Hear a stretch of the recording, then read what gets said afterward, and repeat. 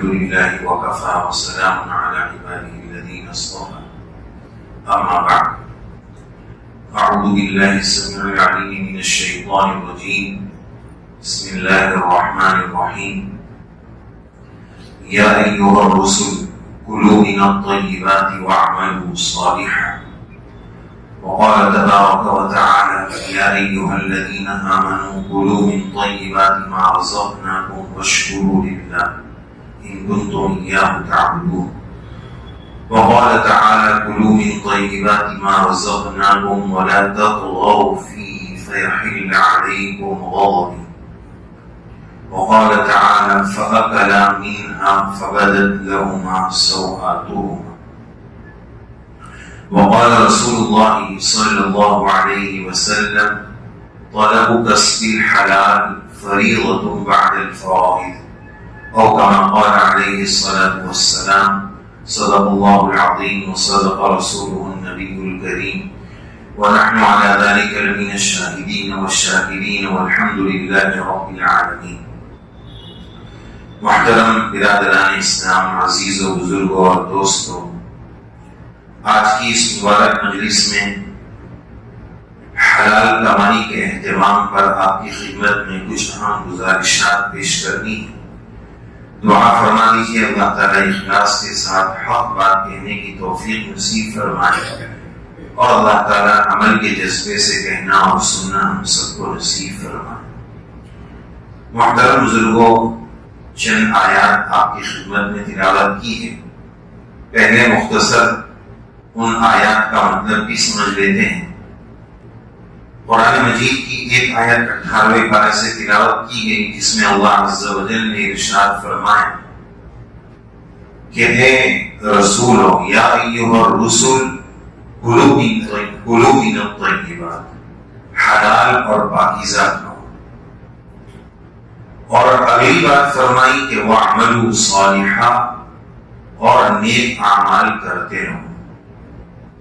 اس آیت شریفہ میں ہم ذرا غور کریں کہ رب کریم احکم الحاکمین یہ بات کس سے فرما رہے ہیں؟ عام انسانوں سے نہیں فرما رہے، عام ایمان والوں سے نہیں فرما رہے. اس سرزمین کی جو مقدس ترین ہستیاں ہیں، انبیاء کرام علیہم السلام، اللہ عز و جل ان سے فرما رہے ہیں کہ اے میرے رسولوں، اے جماعت رسول، حلال کھانے کا اہتمام کرو اور نیک عمل کرو.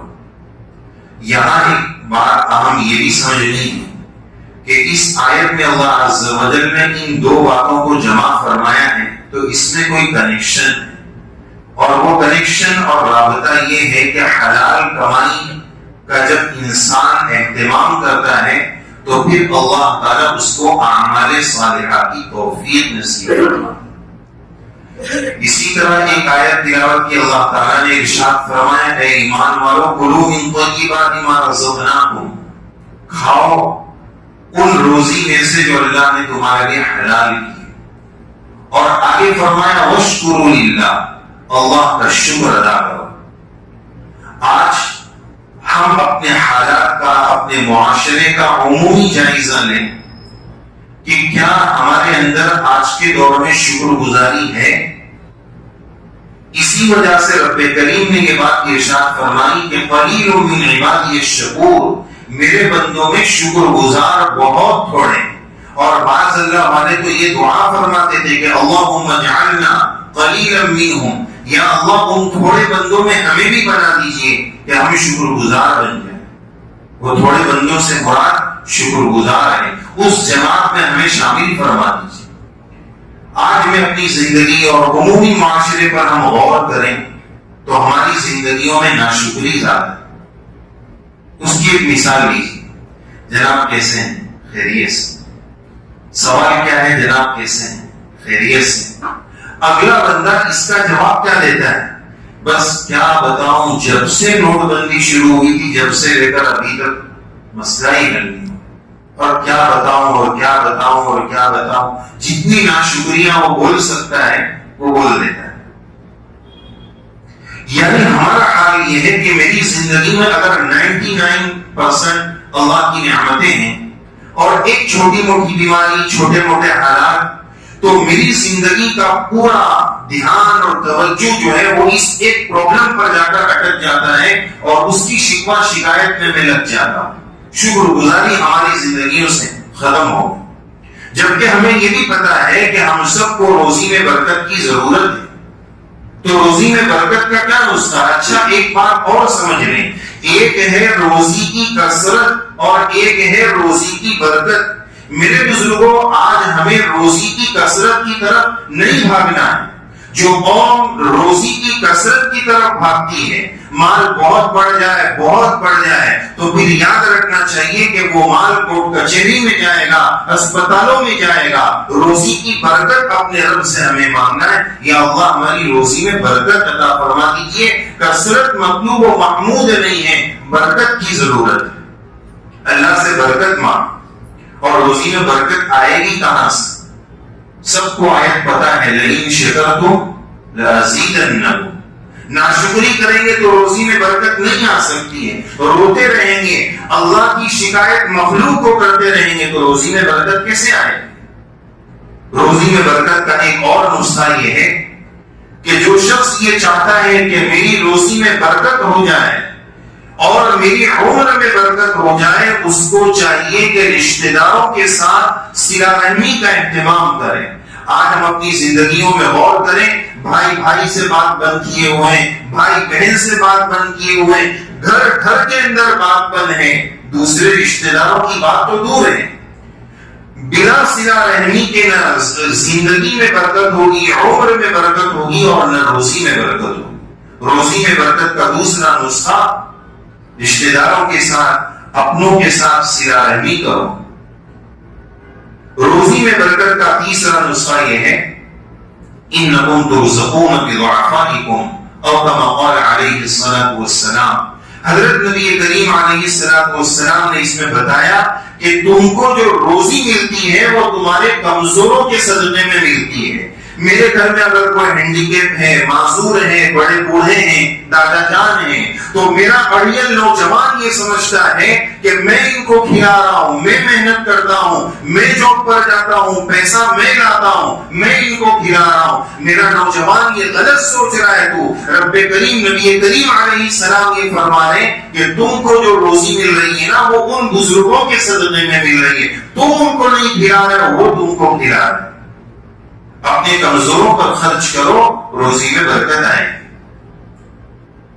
اور ایک اہم وظیفہ جو اکابر سے منقول ہے، یہ تو احادیث اور قرآن و سنت کی روشنی میں بتایا، ایک وظیفہ جو اکابر سے منقول ہے اور بڑے اللہ والوں سے منقول ہے. حضرت حاجی امداد اللہ مہاجر مکی رحمۃ اللہ علیہ نے یہ وظیفہ بتایا کہ جو شخص یہ چاہتا ہے میری روزی میں برکت ہو، اس کو چاہیے کہ روزانہ فجر کی نماز کے بعد، اب ہمارے لیے فجر کے بعد مشکل ہے، تو فجر سے ظہر کے بیچ میں کوئی ایک ٹائم فکس کر لیں اور 40 دن تک روزانہ ایک ہی مرتبہ، ایک ہی ٹائم، 40 دن تک ایک ہی ٹائم فکس کر لیں کہ کس ٹائم پڑھنا ہے. مثلا اگر کوئی 10 بجے اٹھتا ہے تو 10 بجے فکس کر لیں.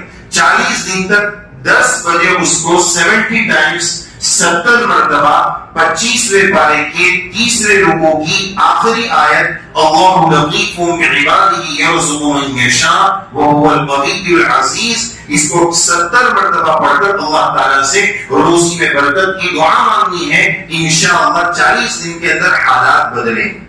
لیکن صرف وظیفے سے کام نہیں چلے گا.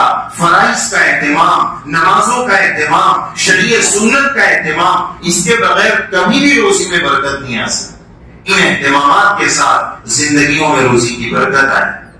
خیر بات تو یہ عرض کرنی تھی کہ حلال روزی کا اہتمام، اس لیے کہ حلال سے انسان کے دل و دماغ، اعمال و افعال، حرکات و سکنات، زندگی کی تمام نظام پر حلال کمائی کے اثرات ہوتے ہیں. یہاں تک کہ پیدا ہونے والی اولاد پر بھی اس کے اثرات مرتب ہوتے ہیں. اور اگر زندگیوں میں حلال کا اہتمام نہ ہو تو یاد رکھنا چاہیے اس کا ایک پہلا نقصان یہ ہوتا ہے، اس کا ایک نقصان یہ ہے کہ دل سخت ہو جاتا ہے. جب دل سخت ہو جاتا ہے تو اعمال صالحہ کی توفیق ختم ہو جاتی ہے. کلوا من الطیبات واعملوا صالحا، نیک عمل کی توفیق اللہ اٹھا رہے ہیں.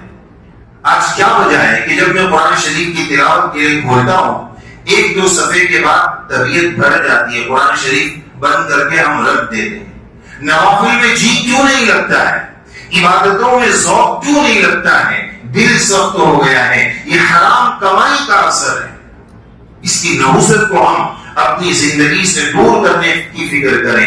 آج کا میرا نوجوان بچہ یا بچی جب سگے ماں باپ اس کو نصیحت کرتے ہیں، کوئی ہدایت کی، خیر کی، بھلائی کی بات بولتے ہیں، تو میرا نوجوان یہ بولتا ہے ممی آپ میری لائف میں انٹرفیئر مت کرو. اس کو نصیحت بری لگتی ہے. کیوں؟ ناصحہ مت کر نصیحت دل میرا گھبرائے ہے.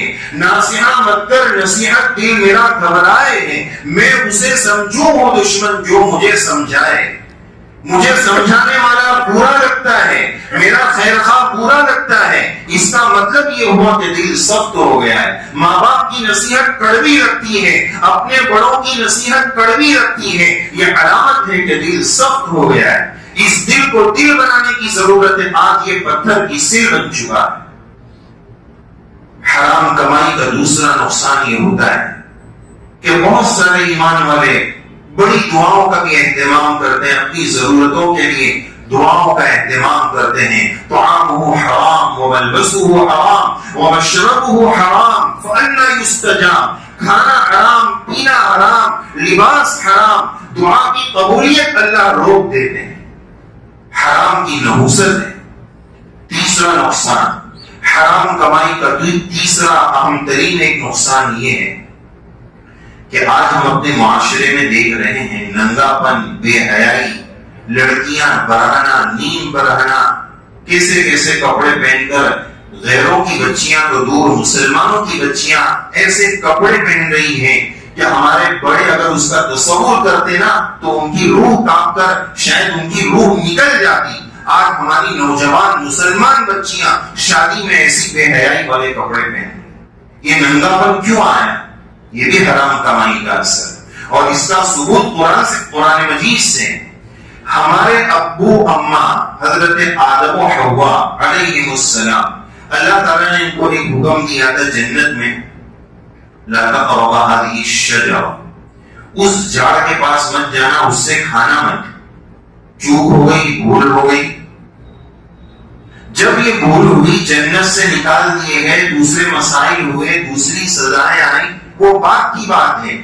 اس گناہ، اس اللہ تعالیٰ کے حکم کے توڑنے پر سب سے پہلی جو بات ہوئی وہ کیا ہوئی؟ اس کو اللہ تعالیٰ نے ذکر فرمایا فَبَدَتْ لَهُمَا سَوْآتُهُمَا، ان کے پورے کپڑے اتر گئے، ان کی شرمگاہیں ظاہر ہو گئی. اللہ کی منع کردہ چیز کو کھائیں گے اور اللہ نے جن چیزوں سے روکا ہے ان کو استعمال کریں گے تو دنیا میں ننگاپن اور بے حیائی آئے گی. اور یاد رکھیں جس کو حرام کی چاٹ لگ جاتی ہے نا اس کو پھر حلال کی لذت نصیب نہیں ہوتی ہے. حلال کا اپنا ایک لطف ہے، اللہ ہمیں وہ لطف نصیب فرمائے، حرام سے ہماری حفاظت فرمائے. ایک اللہ والے فرماتے ہیں کہ جب ہم کو مسجد کے باہر ہم چپل رکھتے ہیں نا اور یہ ڈر لگتا ہے کہ ہمارا چپل کوئی چرا جائے گا تو ہم یہ نیت کر لیتے ہیں، اللہ سے یہ بول دیتے ہیں یا اللہ میرا چپل جو بھی لے کر جائے اس کے لیے یہ چپل حلال ہے. اور چور چونکہ چور ہے، اس کو حرام کی چاٹ لگی ہوئی ہے، حلال اس کو ہضم ہوتا نہیں ہے. اس سے اللہ والے فرماتے جب بھی ہم نے ایسا بولا ہماری چپل کبھی بھی چوری نہیں ہوئی. تو حلال کی لذت ایک عجیب کیفیت ہے. جب حرام کا نشہ چڑھ جاتا ہے تو انسان حلال کی لذت سے محروم ہو جاتا ہے. اللہ والوں کے کیسے واقعات ہیں. حضرت تھانوی رحمۃ اللہ علیہ ٹرین میں سفر کرنے جا رہے ہیں، ریلوے اسٹیشن پر اپنے وزن اور اپنے سامان کا ویٹ چیک کرا رہے ہیں کہ کتنا وزن ہے چیک کرو. ٹی سی بولتا ہے حضرت میں آپ کے ساتھ ہوں، آپ ٹینشن مت لو، وزن کرانے کی ضرورت نہیں، میں آپ کے ساتھ ہوں. بھائی آپ کہاں تک؟ وہاں تک، مجھے اس کے آگے جانا ہے. حضرت اس کے آگے جو ٹی سی آئے گا نا وہ میرا فرینڈ سرکل کا بندہ ہے، میں اس کو بھی بول دوں گا سیٹنگ ہو جائے. حضرت بولتے ہیں مجھے اس کے بھی آگے جانا ہے. ارے حضرت وہ تو لاسٹ اسٹیشن ہے، اس کے آگے تو ٹرین جاتی ہے، اس کے آگے آپ کو کہاں جانا ہے؟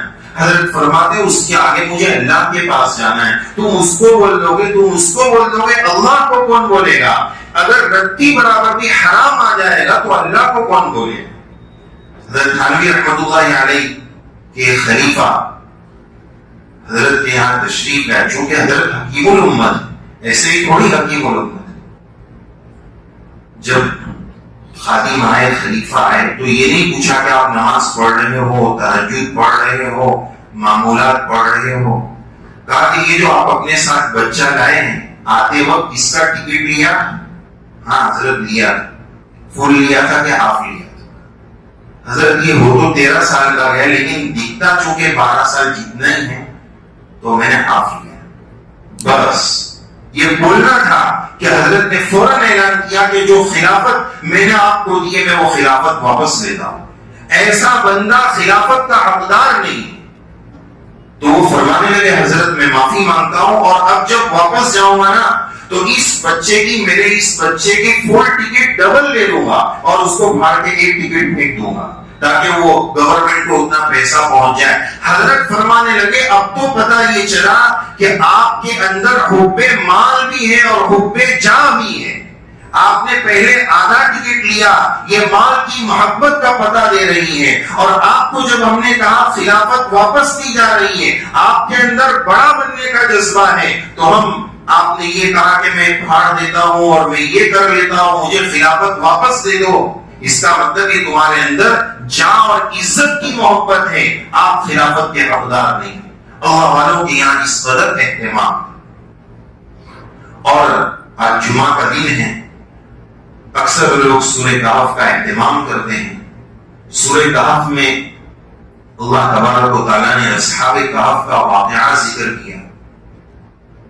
309 سال تک وہ لوگ سوتے رہے غار میں، اللہ نے ان کو سلا دی. 309 سال کے بعد جب بندہ اٹھے گا تو کتنی بھوک لگے گی. ہم رات کو سوتے ہیں، شوگر والا صبح میں پریشان ہو جاتا ہے، جلدی بسکٹ لاؤ، بھوک لگی. 309 سال کے بعد اٹھے، کتنی بھوک لگی ہوگی. ان کو تو پتا بھی نہیں 309 سال ہو گئے. تو ایک بندے کو یہ کہا جاؤ کھانا لے کر آؤ، یہ پیسہ لو. لیکن نصیحت اور ہدایت یہ دی فَلْيَنْظُرْ أَيُّهَا أَزْكَىٰ طَعَامًا. 309 سال کے بھوکے ہیں، اس کا یہ مطلب نہیں کہ جو ملے وہ لے کر آ جانا. لانا تو حلال لانا، پاکیزہ لانا. بھوک لگنے کا یہ مطلب نہیں ہے کہ جو آ جائے وہ لے کر آ جائے. 309 سال کے بھوکے کہہ رہے ہیں حلال اور پاکیزہ لانا. اور آج ہمارا یہ حال ہے کہ بس آن دو جو آ رہا ہے وہ آنے دو. اور اسی کی طرف نبی کریم علیہ السلام نے نشاندہی فرمائی کہ قیامت کے قریب ایسا زمانہ آئے گا کہ لوگوں کے پاس جو مال آ رہا ہوگا ان کو کوئی پرواہ نہیں ہوگی کہ حلال آ رہا ہے یا حرام آ رہا ہے. آج زمینوں پر ناجائز قبضے ہو رہے ہیں، اپنی بہنوں کی میراث پر قبضہ ہو رہا ہے. اللہ کو کیا جواب دیں گے؟ قبر میں کیا جواب دیں گے؟ ذرا سے 2 پیسے کی لذت کے خاطر، وہ پیسہ جس پر اولاد عیاشی کرے گی، آوارگی کرے گی، گناہ کے کام کرے گی، ان پیسوں کے خاطر ہم اپنی قبر اور اپنی عاقبت برباد کر رہے ہیں. حدیث شریف ہمیں معلوم ہونا چاہیے. نبی کریم علیہ السلام کے ارشاد عالی کا خلاصہ یہ ہے، ایک بارش کے برابر اگر کسی نے کسی کی زمین دبائی، کل قیامت کے دن 7 زمینوں کا توق اس کی گردن میں ڈالا جائے. قبر کا معاملہ آسان نہیں ہے، آخرت کا معاملہ آسان نہیں ہے. دنیا کی رنگ ریڑیوں نے ہماری نگاہوں کو اتنا بڑا دھوکہ دے دیا ہے کہ میں آخرت سے غافل ہو چکا ہوں، اپنی قبر سے غافل ہو چکا ہوں. اگر یہی حال ہے، اس عقیدے کے باوجود میرا یہی حال ہے، تو ایک بے ایمان اور مجھ میں فرق کیا رہ گیا ہے؟ اس لیے حلال کا خوب اہتمام کرنے کی ضرورت ہے. ایک حدیث پاک آپ کی خدمت میں تلاوت کی گئی. نبی کریم صلی اللہ علیہ وسلم نے اس حدیث پاک میں یہ بات بتائی کہ حلال کمائی کا اہتمام تمام فرائض کے بعد سب سے اہم ترین فریضہ ہے. اس حدیث پاک میں 3 باتیں سمجھنی ہیں. دیکھیں حلال کمائی کا اہتمام کتنی بڑی چیز ہے، آپ اس بات سے اندازہ لگائیں. اللہ تبارک و تعالی ہم سب کو حرمین شریفین کی باعظمت حاضری بار بار نصیب فرمائے. مکہ مکرمہ میں بیت اللہ شریف کے قریب جو جگہ ہے حتیم یہ بیت اللہ شریف کا حصہ ہے. تو جب حصہ ہے تو بیت اللہ شریف کی عمارت وہاں کیوں نہیں بنی؟ اس کی بہت ساری حکمتیں ہیں، ابھی وقت نہیں ہے ورنہ مضمون ادھورا رہ جائے گا. بس وہاں ایک بات یہ عرض کرنی ہے کہ جب بیت اللہ شریف کی تعمیر ہو رہی تھی کفار و مشرکین کے دور میں بھی، تو اس وقت حلال پیسہ کم پڑ گیا، حلال پیسے کی شارٹیج ہو گئی، تو اتنا حصہ تعمیر سے چھوڑ دیا گیا. یہ تو ظاہری سبب ہے، اصل سبب کچھ اور ہے. حلال پیسہ کم پڑ گیا تو اندازہ لگائیں اللہ کا گھر اور دنیا کی تمام مساجدوں کی مسجد باس بیت اللہ شریف، وہاں حلال کا اتنا اہتمام کیا گیا کہ حلال پیسہ نہیں ہے تو تعمیر سے رہ گئے. ورنہ اللہ کی قدرت کے لیے کیا کم تھا؟ اللہ تعالیٰ ڈالروں کے کوٹلے برسا دیتے کہ جاؤ میرا گھر بناؤ. لیکن حلال کا اہتمام اللہ کے. آج تو لوگ پوچھتے ہیں مولانا وہ ایک رقم آئی ہے وہ بینک سے، آپ سمجھتے ہو نا مولانا، وہ مسجد میں دے سکتے ہیں کیا؟ یعنی اس کی زبان لڑکھڑا رہی ہے پوچھنے میں، لیکن پھر بھی پوچھ رہا ہے. اسی کی طرف تو نبی کریم علیہ السلام نے بتایا استفتی قلبک. مفتی صاحب کو بعد میں پوچھنا، پہلے تیرے دل سے فتویٰ پوچھ.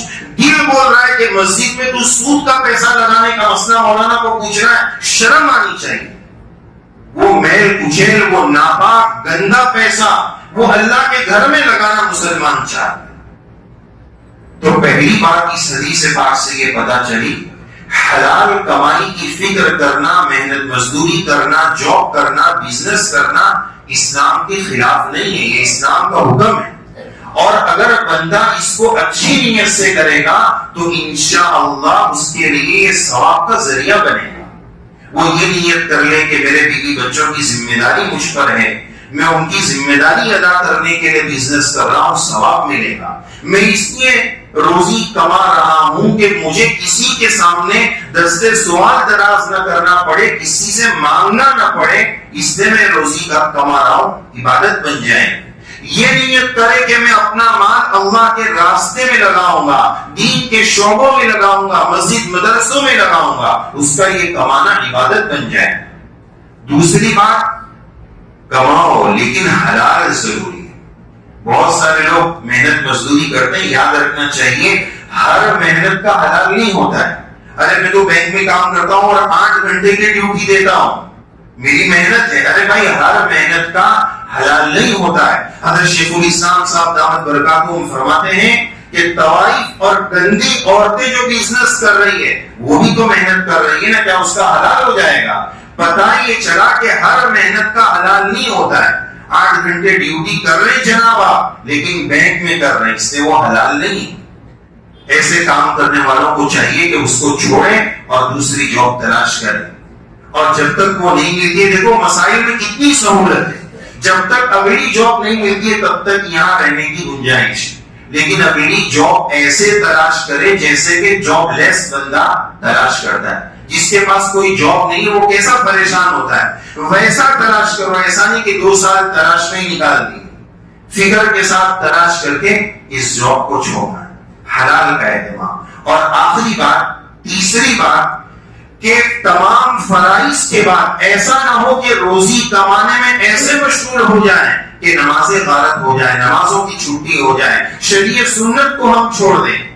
ایسا بعض لوگ اپنے اوپر کاروبار کو حاوی کر لیتے ہیں کہ کھانا بھی ان کے لیے بڑا مسئلہ ہوتا ہے. بیوی بچوں سے بات نہیں کر پاتے، ادھر منہ میں لقمہ ڈالا، ہاں پیمنٹ آ گیا، ہاں مال. ارے بھائی کیا مصیبت ہے؟ مال زندگی کی راحت کے لیے، زندگی کو اجیرن اور مصیبت بنانے کے لیے نہیں ہے. بیوی بھی پریشان ہے کہ یار یہ ہر وقت جو ہے فون پہ لگا ہوا ہے، ہر وقت آن لائن لگا ہوا ہے، اس کو بزنس سے سکون ہی نہیں. اللہ کے نبی علیہ السلام کی ایک دعا، اس پر اپنی بات مکمل کروں گا. رسول اللہ صلی اللہ علیہ وسلم نے دعا بتائی، اللہم لا تجعل الدنیا اکبر ہمنا ولا مبلغ علمنا. لمبی دعا، مجھے یہ 2 جملے بتانے ہیں. یا اللہ دنیا کی فکر کو ہم آخری اور سب سے بڑی فکر نہ بنا لیں، اس سے ہماری حفاظت فرما. دنیا کو اپنے اوپر اتنا سوار نہ کر لے، ارے بھائی دنیا 60-70 سال جینا ہے، آخرت کی لامحدود زندگی ہے، اس کے لیے زیادہ سوچنے کی ضرورت ہے۔ اور اس کے بعد کی دعا وَلَا مَبْلَغَ عِلْمِنَا، علم کا منتہا دنیا کو نہ بنائے، اپنے بچوں کو ڈاکٹر ضرور بنائے، لائر ضرور بنائے، انجینئر ضرور بنائے، لیکن علم کا منتہا دین ہونا چاہیے۔ آج ہماری نسلیں کہاں جا رہی ہیں؟ ہماری نسلوں کا ایمان کہاں جا رہا ہے؟ ذرا ہم غور کریں۔ آج ہمارے ملک میں جو نشانہ ہے نا، وہ ہماری جان پر نہیں ہے، ہمارے مال پر نہیں ہے، آج میرے ملک میں نشانہ میرے ایمان پر ہے۔ نازک دور ہے میرے عزیزوں، اپنے ایمان کی فکر کرو۔ ہمارے اساتذہ کرام میں آج بھی ایسے اساتذہ موجود ہیں کہ ہم نے جب بھی ان سے ملاقات کی، جب بھی ان سے فون پر بات ہوئی، کوئی ملاقات، کوئی فون ہمارے استاد کا ایسا نہیں رہا جس میں ہمارے استاد محترم نے ہمیں یہ نہ کہا ہو کہ ہمارے لیے خاتمہ بالخیر کی دعا کرنا، ہمارے ایمان پر موت کی ذرا دعا کر دینا۔ اور وہ شیخ الحدیث، حدیث کی کتاب پڑھانے والے اکابر ہیں، ان کو ایمان کا کتنا فکر ہے، ہم بالکل بے فکر گھوم رہے ہیں۔ آج ہماری نسلوں کا کیا ہوگا، ان کے ایمان کا کیا ہوگا؟ وقت مکمل ہونے جا رہا ہے۔ اللہ عز و جل ہم سب کو توفیق عمل سے نوازے، ہمارے اس ملک کے حالات کو درست فرمائے، ہمارے اور ہماری نسلوں کے ایمان کی حفاظت فرمائے، ہم سب کو بھی خاتمہ بالخیر نصیب فرمائے۔ ہماری دعاؤں کا ایک بہت بڑا حصہ اللہ سے یہ مانگنے میں ضرور لگائیں کہ یا اللہ ایمان والی موت دیجیے۔ یہ دنیا کی سب سے بڑی نعمت ہے، یہ دنیا کی سب سے بڑی نعمت ہے، اس سے بڑی دنیا کی کوئی نعمت نہیں، آخرت کی کوئی نعمت نہیں۔ جس کو یہ مل گیا اس کا بیڑا پار ہو گیا۔ ہم تو کاروبار، بزنس، کاروبار، پیسہ یہی مانگتے ہیں۔ میرے عزیزوں، آخری درخواست یہی ہے، اپنی دعاؤں میں اللہ سے اپنے ایمان کی حفاظت اور خاتمہ بالخیر مانگے اور ایک دوسرے کے لیے بھی دعاؤں کا اہتمام کریں۔ اللہ ہم سب کو توفیق عمل سے نوازے۔ آمین یا رب العالمین۔